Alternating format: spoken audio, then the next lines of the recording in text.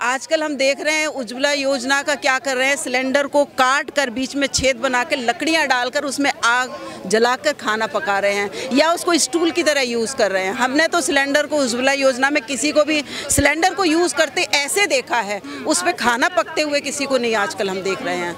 लोग कह रहे हैं ले जाओ अपना सिलेंडर और हमें जो पहले मिलता था हमें वही रेट पर हमें सिलेंडर चाहिए, हमें नहीं चाहिए ये वाला आपकी उज्ज्वला योजना। नमस्कार, मैं हूं आपके साथ रिया और आप देख रहे हैं DS4 न्यूज़। बहुत हुई महंगाई की मार, अब की बार मोदी सरकार, इस तरीके के नारे लगातार देखे गए थे और साथ ही में ये भी कहा गया था कि महिलाओं को काफ़ी ज़्यादा सशक्त बनाया जाएगा और साथ ही में महिलाएं चाहे गृहिणी हो, किचन में काम कर रही हो या फिर चूल्हा जला रही हो, हर तरफ खुशी और खुशहाली नजर आएंगी। अभी इस वक्त हमारे साथ में काफ़ी महिलाएं मौजूद है। सर थोड़ा सा, क्या नाम मैम आपका? मेरा नाम नीतू खन्ना है। अच्छा, आप लोग यहाँ पर महंगाई को लेकर प्रदर्शन कर रहे हैं, सबसे पहले बताइए महंगाई का स्वागत किस तरीके से करेंगे आप? रोकर करेंगे, सर्फ कर करेंगे, कैसे करें महंगाई की, क्योंकि पहले ही आम जनता बहुत बेहाल है। पहले ही हमारी थाली से धीरे धीरे खाने का सामान कम होता जा रहा है, अपने बच्चों को खिलाना पहले ही बहुत मुश्किल है। इतनी महंगाई हो रही है कि पहले ही हम लोग अपने परिवार का ठीक से पेट नहीं भर पाते हैं। सोचना पड़ता है कि पहले गरीब इंसान किस तरीके से पालेगा। अगर 250 रुपये लीटर का सरसों का तेल मिलेगा, सिलेंडर अब 1100 के आसपास पहुंचा हुआ है, दूध के आए दिन दाम बढ़ाते जा रहे हैं, कैसे गरीब इंसान अपने बच्चों को पालेगा। लेकिन डबल इंजन की सरकार तो यही कहती है कि महंगाई तो आती जाती रहती है, इसमें कौन सी बड़ी बात है? देखिए, ये डबल इंजन की सरकार ने ये भी एक ही तरफ एक ही इंजन वाली बन गई है, सिर्फ पूंजीपति की तरफ जा रही है इनकी गाड़ी, गरीबों की तरफ कोई नहीं आ रही है। जो भी पॉलिसी ये लेकर आ रहे हैं सिर्फ पूंजीपतियों के लिए लेकर आ रहे हैं। फायदा किसको हुआ? अभी जैसे 2 दिन पहले ही खबर आई है कि अडानी विश्व में 4थे नंबर पर सबसे अमीरों में आ गया है। किसका पैसा है वो? हम आम जनता का पैसा है ना। महंगाई को जो इतना ज़्यादा करके जो उन्होंने हम जनता को निचोड़ा है, वो अडानी ने पैसा वहीं से तो बनाया है। कहाँ से ये पैसा आया है? क्या महंगा हो गया है? क्या महंगा हर चीज किचन पर हर चीज़ महंगी हो गई है। सोचना पड़ता है गैस जलाने से पहले कि ये 1 महीना निकल पाएगी कि नहीं निकल पाएगी। दूध आता है तो सोचना पड़ता है कि भाई अब क्या ऐसा क्या करें जो कम से कम में गुजारा हो जाए। तो आम इंसान कितने बेहाल है। रोजगार पहले ही नहीं है, महंगाई पहले ही, सिलेंडर तो पहले ही पहुंचा चुके हैं। मोदी जी कह रहे थे कि घर में उज्ज्वला योजना हो, चाहे कुछ भी हो। आजकल हम देख रहे हैं उज्ज्वला योजना का क्या कर रहे हैं, सिलेंडर को काट कर बीच में छेद बना के लकड़ियां डालकर उसमें आग जलाकर खाना पका रहे हैं या उसको स्टूल की तरह यूज़ कर रहे हैं। हमने तो सिलेंडर को उज्ज्वला योजना में किसी को भी सिलेंडर को यूज़ करते ऐसे देखा है, उस पर खाना पकते हुए किसी को नहीं आजकल हम देख रहे हैं।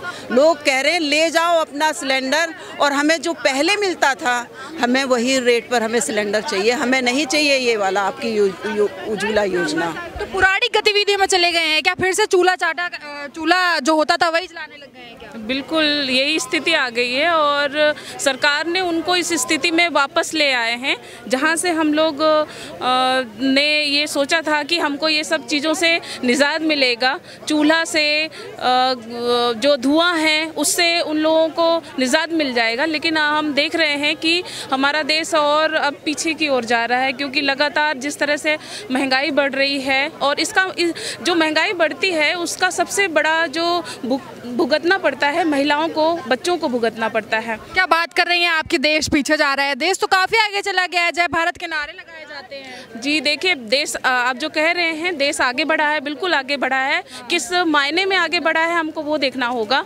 आप देखिए महंगाई बढ़ गई है आगे, है ना। बेरोजगारी में आगे नंबर 1 पे आप कह सकते हैं कि है। महिलाओं पर बढ़ते अपराधों पर नंबर 1 पे है, आगे बढ़ी है। तो आपको समझना होगा कि हमारा देश किस ओर जा रहा है। आगे तो हम बढ़ रहे हैं, लेकिन क्या वो देश जो हम जिस रास्ते पे जा रहे हैं, हम हासिल कर रहे हैं, उस रास्ते पे देश वाकई में आगे बढ़ेगा या पीछे जा रहा है? एक तरफ कहा जा रहा था कि बेटी बचाओ बेटी पढ़ाओ और महिलाओं को सशक्त बनाओ, नारा कारगर नहीं है क्या? सर मैम, ये बेटी बचाओ बेटी पढ़ाओ का जो नारा है ये जुमला है। जैसे ये जुमले देते आए हैं बच्चियों को, ये सिर्फ नारे लिखते हैं, इनकी करनी और कथनी में बहुत बड़ा अंतर है। ये जनता को समझना पड़ेगा, ये महिलाओं को समझना पड़ेगा, छात्रों को समझना पड़ेगा कि सरकारें जो बोलती है वो करती नहीं है। आम जनता को कई सालों से मूर्ख बनाती आ रही है। आज़ादी के 75 साल हो गए देश आज़ाद हुए, लेकिन आज भी महंगाई, बेरोजगारी, महिला बच्चों पर अपराध लगातार बढ़ रहा है। इसलिए हमारी लड़ाई है, हमारे अस्तित्व की लड़ाई है, तो हमें सड़कों पर आना ही पड़ेगा। इनको बताना पड़ेगा कि बेटियां अपनी रक्षा खुद कर सकती है। आप बेटियां तो सशक्त बन गई है ना, सशक्त, इनके वही मैंने जो बोला है, ये कहते कुछ है करते कुछ है, इसलिए हमें ये समझना ही पड़ेगा कि सशक्त बोलने से सशक्त नहीं बनेंगी। हर तरफ बदहाली है। देखिए, शिक्षा सामग्री व स्वास्थ्य सेवाओं पर भी लगाया जीएसटी को वापस लो। कौन सी सामग्री है ऐसी शिक्षा से जुड़ी हुई जिन पर जीएसटी लग गया है? हर चीज़, pen, pencil, rubber, softener, copy, ऐसी कौन सी चीज़ नहीं है शिक्षा से संबंधित कि उस पर जीएसटी सरकार ने ना लगाया हो। लेकिन सरकार कर नहीं वसूलेगी तो विकास कैसे होगा? विकास का मतलब क्या है? विकास का मतलब देश में रहने वाली जनता से विकास होता है।